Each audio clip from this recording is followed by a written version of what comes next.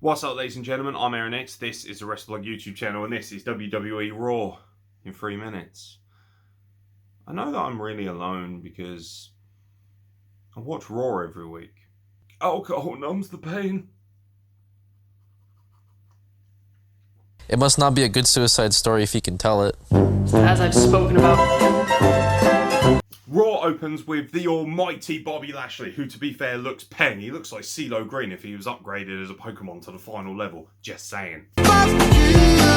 MVP cuts a killer promo. He's probably the best mic worker on Raw right now. And of course, this brings out Goldberg. He says, do you really want to face him? Do you really want to be a casualty when you could go down as an all-time great champion? Goldberg says that Bobby Lashley shit his pants. Then he leaves. Then Bobby Lashley and MVP berate his son Gage, who's at ringside conveniently by himself. I think there's about as much chance of that happening as me getting slim or you touching 6 foot.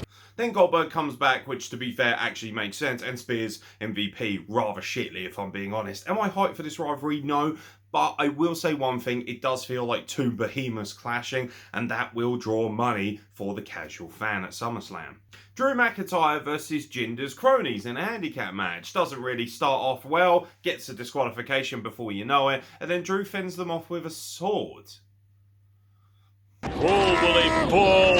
I'm doing all the pulling, you blouse-wearing poodle walker! Nia Jax, who is looking so fine, by the way, with her hair, she takes on Rhea Ripley. Great match, very physical, very violent. Nia Jax gets busted open so fucking hard. Hopefully she's okay. She seems to be alright. After that, Rhea Ripley then hits a riptide on Nia Jax, and I've got to say, that looks so sick. Massive, massive showing of strength. By the way, Rhea Ripley, mega over. She needs the strap back immediately. Mace and T-Bar, I despair as to why they won't push these guys. But the thing is, hey, WWE Raw will actually push these guys, but only at the expense of other guys who need a fucking push. And that was really the story of this stupid fucking Raw. Absolute 1,000,000% bullshit.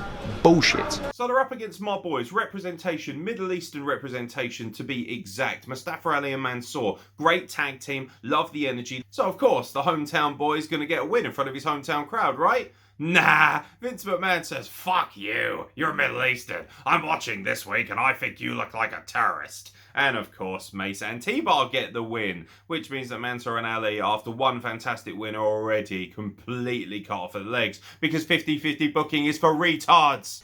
You went full retard, man. Never go full retard.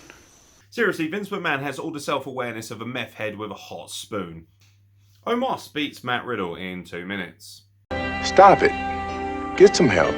Keith Lee versus Karrion Kross 2. Oh my god, I want to see this match. But not here on TakeOver, on NXT, not on Raw, where you've actually established the fact that both of these men are fucking jobbers. And who wins this time? Keith Lee. 50-50 booking. Karrion Kross has lost 2 out of his first 3 matches on the main roster. How do you possibly fuck this up? The only thing I can honestly think of is that they're going to have him keep losing until Scarlett turns up and then he goes on a winning streak and hopefully they'll bring them back together. Main event was excellent, as it kind of always is with Raw. Charlotte Flair versus Nikki Ash, no holds barred. However, the booking let this down right at the last. It's an incredible display of why Charlotte Flair is one of the best wrestlers of the modern era. She got the crowd completely back on her side once again.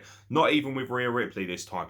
You can keep making excuses as to why you don't like Charlotte Flair. That's absolutely fine. But ultimately, she's the best for a reason. And she proved it once again here. This was an absolute snuff film at points. It was a demolition. She was murdering Nikki Ash. However, right at the end, she goes to spear her for a table, misses, then gets hit with a finisher and loses immediately.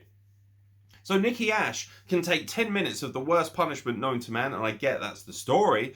But then Charlotte Flair, who is quite literally an absolute specimen, accidentally hits herself through a table once and that's it. Fuck off. Terrible booking. Nikki Ash retains the Raw Women's Championship and we go off the air as they build to this big triple threat at SummerSlam. You have to excuse me, ladies and gentlemen, I'm in extreme pain. I've torn a back muscle, so I'm proper trying to just will my way through this nonsense. And ultimately, that pain is very symbiotic of what I watched on WWE Raw. There's nothing wrong with the wrestling, but the storylines and the way they book them are fucking garbage. Do you know what? It is genuinely the worst written TV show in the world. Not just in wrestling, just in the world in general. Honestly, there are fucking reruns of Takeshi's Castle that are far more alluring than this shite will ever be. I've been Aeron Nix. Thank you very much for watching, and I'll catch you very soon for more content. Hopefully not raw content. From the Wrestle Plug. Oh, I miss my toaster and my bath so much.